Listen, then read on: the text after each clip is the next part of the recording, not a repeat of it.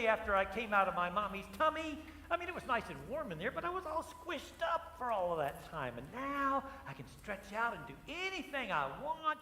I love it when my mommy feeds me and when my daddy holds me. But they've just started making this new sound, and I don't know what it means. It's something like no. And they're saying it more and more every day, and it changes. And sometimes it's no, and sometimes it's no, and sometimes it's no, no, no. And I have no idea what it means, but until I figure it out, I'm just going to ignore it and not pay any attention to that and keep doing what I want, like right now. You know, I think I might be hungry.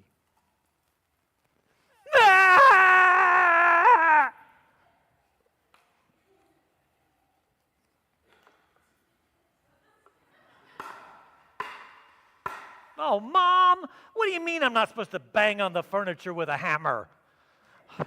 Or the window, or the car? I mean, who knew it was going to leave marks or break anything?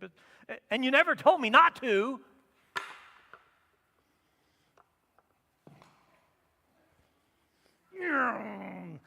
I don't see any speed limit signs.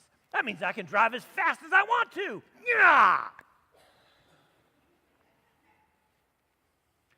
Who does this Jesus think he is?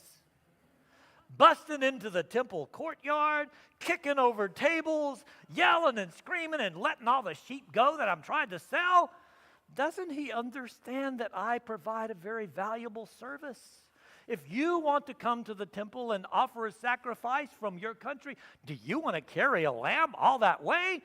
Wouldn't you rather just get yourself here and then buy one from me? For a reasonable profit, of course, but I have a family to feed.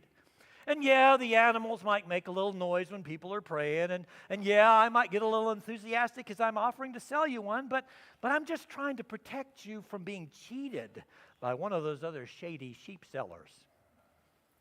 And besides, nobody ever told me I shouldn't. Nobody ever said I couldn't sell sheep here. And who does that Jesus think he is? The Messiah? Why do we have laws and rules? Well, it's all about avoiding chaos and anarchy and exploitation.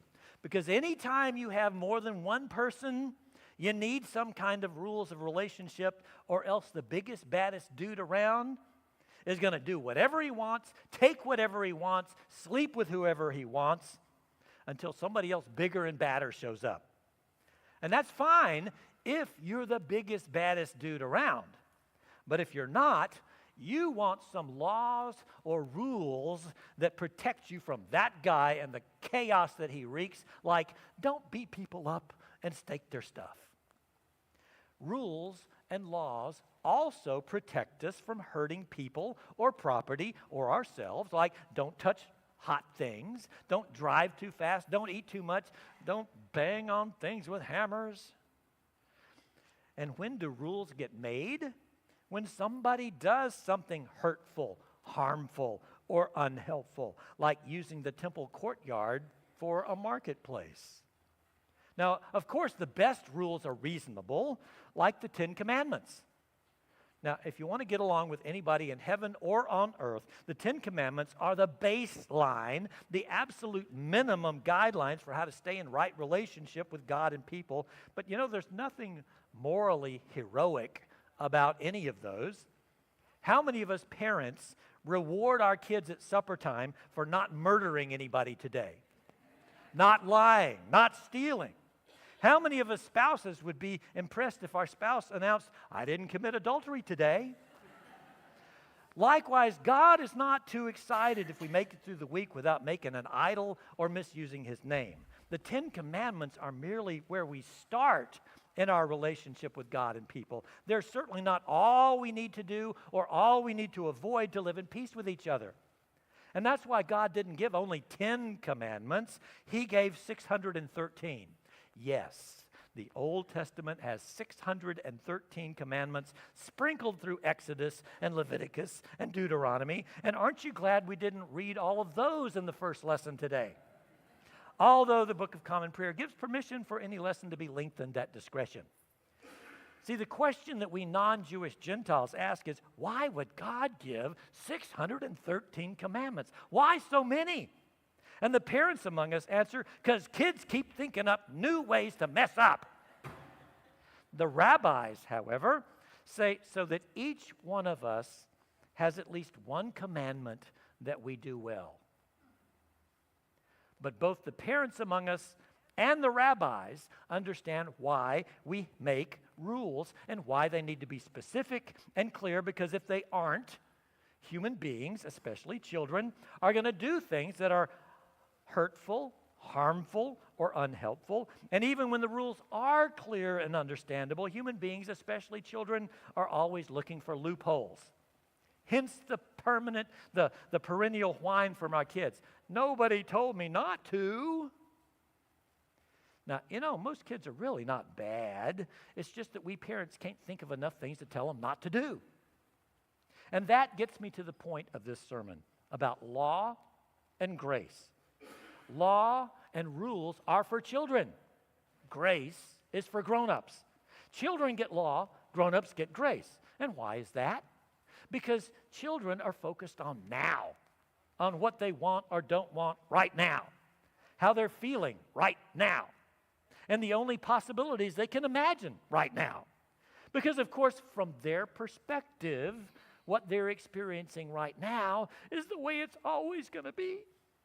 And what I want now is what I'm always going to want.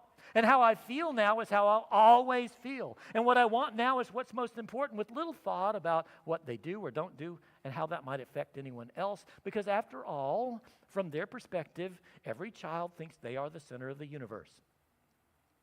Now, the grown-ups among us are rolling our eyes because we understand things change.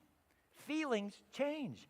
Wants and needs change. Priorities change. Situations change. People change. And putting off some pleasure now might just result in more benefit later. And there are always other people to consider in our choices, our families, our friends, our neighbors, our classmates, our coworkers. But fellow grown-ups, let's not forget how we felt when we were children, when we thought how things are now is how it's always going to be, and how we thought each of us was, I am the center of the universe. And that's why laws and rules are for children. Because without laws and rules, children do whatever they want and feel now, no matter how hurtful or harmful or unhelpful it may be to themselves or anyone else. They're not thinking about the ripples or the unintended consequences of their actions or their inactions, and how what they do or don't do today may adversely affect their life or anyone else's tomorrow or the next day or the next year or for the rest of their life. It's only as we grow up and make mistakes and suffer the consequences of those mistakes that we learn to consider more than what or how we feel right now. And it's only as we grow up and realize our responsibility to and for other people that we consider how what we do or don't do might affect anyone else, and just possibly, I'm not the center of the universe. Now, sadly, growing up physically and chronologically doesn't always ensure that a person grows up spiritually, mentally, emotionally, or relationally. We all know folks in their 30s, 40s, 50s, and older who still act like little kids, doing what they want to do now, not thinking about how their decisions might affect anyone else, and are convinced that they are the center of the universe. When children act like children, that's normal and natural and understandable and forgivable.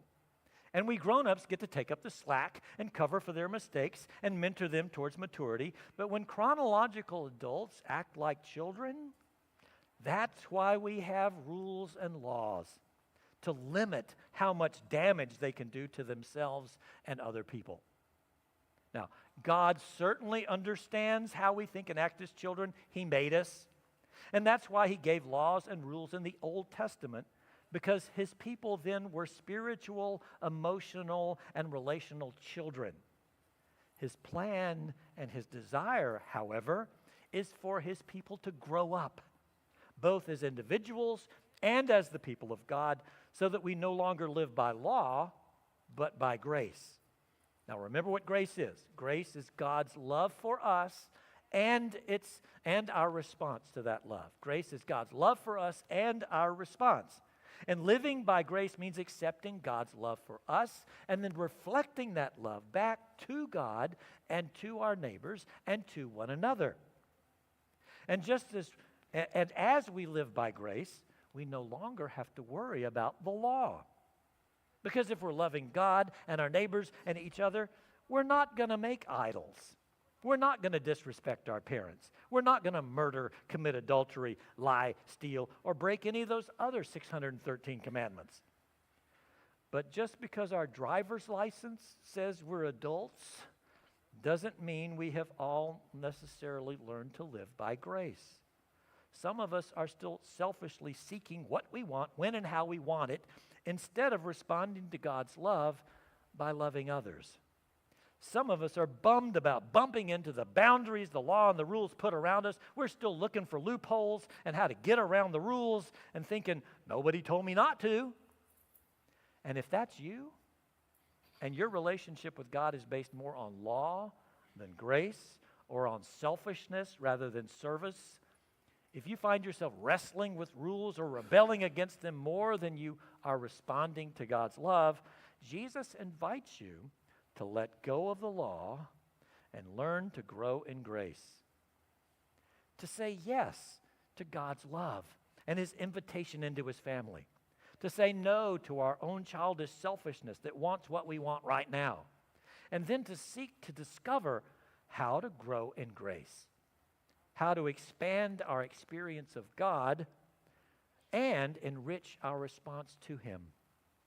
Now, a great way both to receive God's love and to respond to it is by keeping the promises of our baptismal covenant with God's help, to continue in the apostles' teaching and fellowship, the breaking of bread and the prayers, to avoid evil and do good, to seek and serve Christ in all persons, loving our neighbors as ourselves, and to strive for justice and peace among all people and respect the dignity of every human being. And if that sounds tough, the church helps us keep those promises by offering us examples of folks who are grown-ups in grace. And that would be both the saints who are in all the stained glass windows and those saints that are sitting in the seats right around you. And the church gives us an entire season of the church year to concentrate on growing in grace. And that would be now, Lent. Let's invite the Holy Spirit to dabble around in our life and show us where he would like us to grow up in grace. And whether it's an area of our life in which we need to say yes to Jesus, or an area of our life in which we need to say no to ourselves, or our hungers, or our hormones, or a promise of the baptismal covenant that we could use a little bit more of God's help.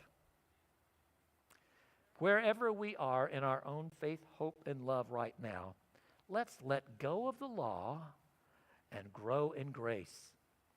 Instead of just doing what I want because nobody told me not to, let's respond to God's love by acting lovingly toward God, toward our neighbors, and towards each other.